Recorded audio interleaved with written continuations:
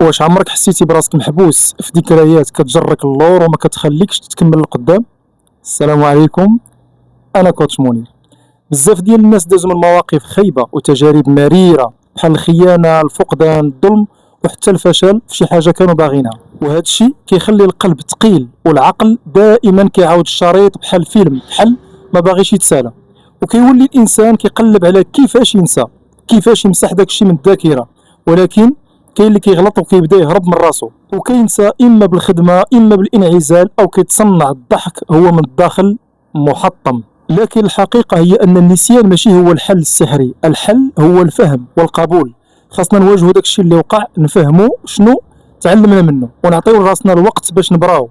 راه ماشي ضعف الا بكيتي، وماشي عيب الا عاودتي القصه لشي واحد كيحس بيك. اللي مهم هو ما تبقاش ساكن في هذاك الماضي، خليه يكون جزء من الرحله ديالك، ماشي هو الرحله كامله. واخا الطريق صعيبه راه دائما كاين امل جديد، وبكل لحظه كتقرر تعيش الحاضر كتقرب خطوه للراحه النفسيه. شاركنا القصه ديالك، ولا خليك تواصل معنا باش نعاونوك تخرج من دوامه الماضي وتبدا صفحه جديده.